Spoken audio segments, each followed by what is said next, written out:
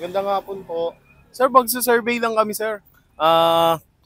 Kung kanino lang po kayo mas nagtitiwala na nanunungkulan, kay BBM o kay Sara? Okay lang yun, sir. Vlog lang naman po ito eh. Survey lang po. Vlog lang. BBM po. Ano po? Kay BBM. BBM po kayo. Okay. Sir, may tanong pa ako, sir. Kung payag po ba kayo na ma-impeach si Sara Duterte? Wala po kung Hindi niyo alam. Okay, thank you. Ay, sir, magandang hapon, sir. Magsa-survey lang kami. Kung kanino po kayo mas nagtitiwala na nanunungkulan ngayon? Kay President BBM po ba o kay Sara Duterte? Kay BBM. Kay BBM. Tanong ko lang, sir, payag po ba kayo na ma-impeach si Sara Duterte? Depende yan eh. Hindi ko pa rin kasi ano yung issue ng bawat isa eh. Pero kay Saka BBM. medyo magulo rin ang issue nila eh. Parehas naman silang gumagalaw. Ang problema lang is nagkakasilipan sa bawat issue ng bawat isa eh. Ngayon, ang nangyayari, kung i-impeach si Sara Duterte, siyempre, ano mangyayari doon sa may ano niya, may iwan niyang slot sa gobyerno. Hindi yung mga proyekto niyang sinimulan, hindi na matatapos yun kasi may impeach nga siya, ibig sabihin mawawala sa proyekto. Mawawala siya yung proyekto niya, mawawala rin siya sa pagiging opisyal. Sino ang papalit sa kanya? Ang tanong. Tingin ko naman okay naman si Sara Duterte. Ang problema lang talaga nagkaroon lang talaga ng silipan diyan. Thank you, boss. Thank you po. Sir, magandang hapon, sir. Pwede po ba kami mag-survey sa inyo? Kung kanino po kayo mas nagtitiwala na nanunungkulan ngayon? Kay President BBM po ba o kay Sara Duterte? Siyempre kay BBM, presidente natin. Payag po ba kayo, sir, na ma-impeach si Sara Duterte? Hindi ako makakapagano dyan. Okay. Thank you. Hi, sir. Magandang hapon po. Magsusurvey lang kami kung kanino po kayo mas nagtitiwala na nanunungkulan ngayon. Kay President BBM po ba o kay Sara Duterte?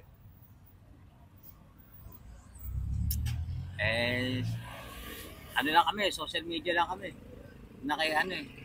Base to sa sinasabi nila, kay BBM. Pero kayo, sir, yung sa inyo po talaga mismo. Wala eh. Hindi tayo nakikialam sa mga politika na yun. Pero sir, may tanong ba ako, sir? Payag po ba kayo na ma-impeach si Sara Duterte? Nasa kanila na yun. Sila lang nakakaalam yan eh. Thank you po. Thank you po. Dito naman kami.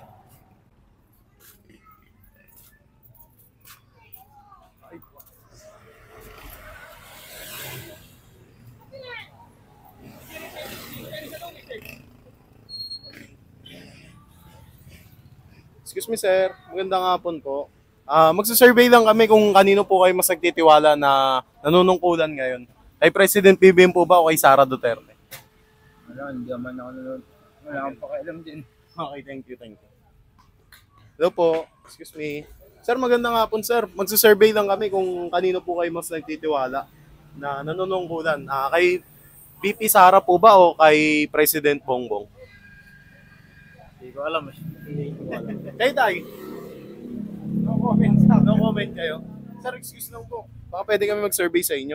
Kung kanino lang po kayo mas nagtitiwala na nanunungkulan ngayon. Kay President BBM po ba o kay Sara Duterte? Wala pa, di pa sigurado. Magulo pa yung ano nila sistema. Pero sir, may tanong ako, sir, payag po ba kayo na ma-impeach si Sara Duterte?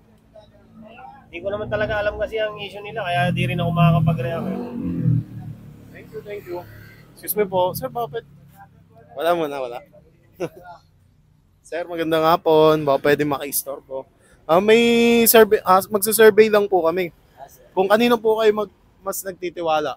Kay President BBM po ba o kay VP Sara? Di ba pwedeng parehas sa sagot yan? Okay lang naman po. Oo. Pero payag po ba kayo na ma-impeach si Sara Duterte? Na Ma-impeach po. Opo, ganun po. Parang ganun. di ba pwedeng sumagot na lang ng ano, yung pagkaintindihan nila sila para kagaganda ng ano. Di ba pwede gano'n? Okay lang naman po yun. Oo. Sige, thank you. Excuse me nga, ay ba pwede kami mag-survey sa inyo? May tanong, okay. Sir, sir, magandang hapon, sir. Ako muna. Sir, baka pwede kami mag-survey sa inyo, sir. Ay, ganun po ba? Sige. Thank you. Boss, magandang hapon, boss. Baka pwede kami mag-survey sa inyo. Kung kanino lang naman po kayo mas nagtitiwala na nanunungkulan? Kay President PBM po ba o kay VP Sara? No comment ako dyan. No comment. Thank you. Sir, magandang hapon po. Baka pwede kami mag-survey sa inyo. Kung kanino po kayo mas nagtitiwala na president, kay VP Sara po ba o kay President Bongbong Marcos? Bongbong Marcos. Sir, payag po ba kayo na na ma-impeach si Sara Duterte? Ay, mismo si Bongbong ayaw naman. Kaya hindi rin. Okay, thank you. Opo. Thank you. Sir, magandang hapon, sir. Baka pwede kami mag-survey sa inyo, sir. Vlog lang naman po to. Ang tanong lang naman po dito kung kanino po kayo mas nagtitiwala, kay President BBM po ba o kay VP Sara? Kay Bongbong. Kay Bongbong. Sir, tanong ko lang po, payag po ba kayo na ma-impeach si Sara Duterte? Kung yun ang batas di gawin nila. Thank you. Yun lang naman, sir. Wala na pong Kay sir, kung kanino po kayo mas nagtitiwala, sir?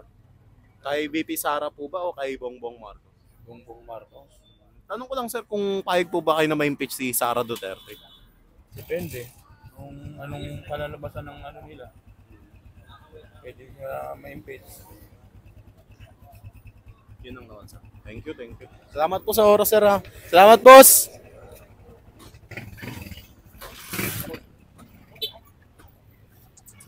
Excuse me po. Ay, magandang hapon. Baka pwede kami mag-survey sa inyo. Vlog lang naman po to. Vlog lang po. Tanong ko lang naman po kung kanino po kayo mas nagtitiwala. Kay President Bongbong po ba o kay VP Sara Duterte? Siyempre, Duterte tayo. Kasi, magkaiba kasi yung dating Marcos at saka yung ngayon. Pero may tanong lang po ako. Pero alam ko naman na hindi na dito. Tanong ko lang naman kung payag po ba kayo ma-impeach si Sara Duterte?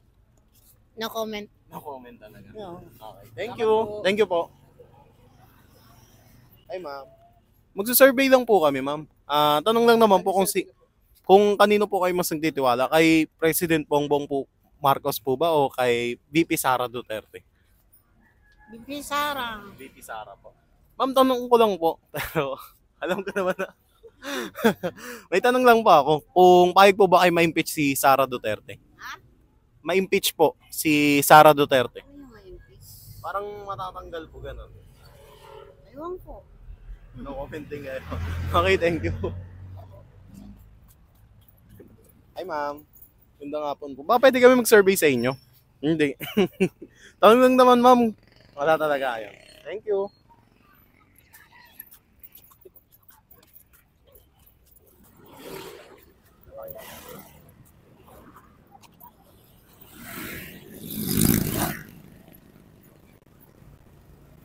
Ay, magandang hapon, tay. Baka pwede kami mag-survey sa inyo. Tanong lang naman kung kanino kayo mas nagtitiwala na nanunungkulan ngayon. Kay President Bongbong Marcos po ba o kay VP Sara Duterte? Hindi na lang. Survey lang naman to, sir. Wala namang dito. Wala kami masabi yan, Ay, sige po, thank you.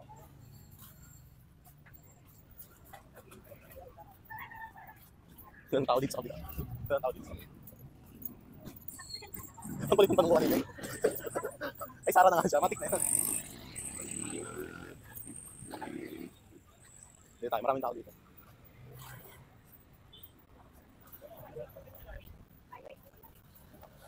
Hey boss, magandang hapon. Baka pwede kami mag-survey sa inyo, boss? Tanong lang naman po kung kanino kayo mas nagtitiwala. Kay Bongbong Marcos po ba o kay VP Sara? Kay BBM. Kay BBM po. Sir, tanong ko lang, sir, payag po ba kayo na may impeach si Sara Duterte? Hindi ko lang alam sa kanina. Okay po. Thank you po, thank you. Excuse me, ma'am. Magandang hapon po. Baka pwede kami mag-survey sa inyo. Tanong lang naman po kung kanino kayo mas nagtitiwala. Kay President Bongbong Marcos po ba o kay VP Sara Duterte? Ay, Bongbong na. Kay Bongbong po. Tanong ko lang, sir, pahig po ba kayo na ma-impeach si Sara Duterte? Kung bakit ma-impeach? Kung... Dapat ma-impeach. Opo. O, hinahanap sa kanya yung pera. Madali naman sagutin yung pera kung nasa kanya pa eh. Yun lang naman po. Thank you, thank you. Kayo, Nay. Oo, hindi lang naman. Wala akong ipin ngayon ko. Kaya kita ko sa Thank you po. Sir, magandang hapon sir. Baka pwede kami mag-survey sa inyo sir. Tanong lang naman po kung kanino po kayo mas nagtitiwala. Kay President Bongbong Marcos po ba o kay VP Sara Duterte? Ay, kung sa akin, ito na ako siya namumuno. Kayo, Saan namumuno po ngayon? siyempre, kay president na tayo. Tanong ko lang sir, pahig po ba kayo na ma-impeach si Sara Duterte? Ay, ako sa akin naman, kung may nagawang masama, may samang, kung may talagang katibayan na siya ay may ginawang, di, bakit ba hindi? Thank you po. Kayo ma'am. Ay, Butante na yun si ma'am eh. pareho silang ma-impeach siguro. Sabay sila pumasok eh. Pareho silang may problema eh. Sa bali wala sa dalawang yun. Tsaka unity sila eh. Hindi naman nila na panindigan yung unity. Okay po. Thank you.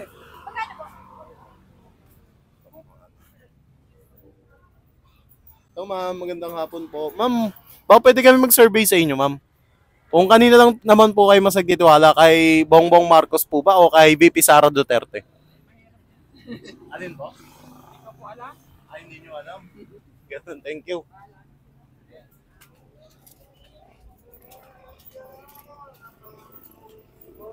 Boss, magandang hapon boss. Baka pwede kami mag-survey sa inyo boss.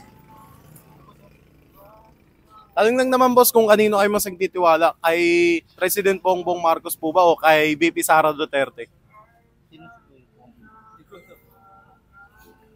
Sino ba si BP? Alin po? Sino yung isa?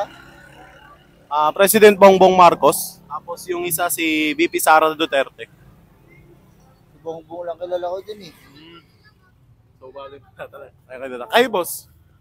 Wala. Thank you.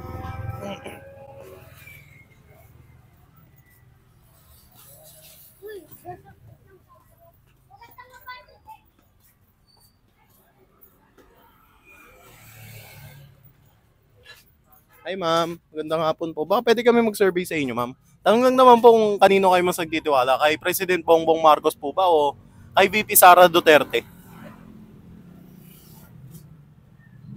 Mas nagtiwala kay BBM. Kay BBM po. Tanong ko lang ma'am, payag po ba kayo na may impeach si Sara Duterte? Payag po kayo. Yan lang naman ma'am, wala na kayong Oo, sasabihin. yung ginawa ni Sara naman talaga yan. Okay po. Thank you ma'am. Have a nice day po.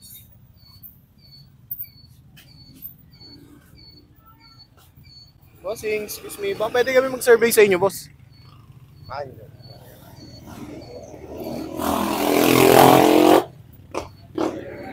At natin ito. Okay na.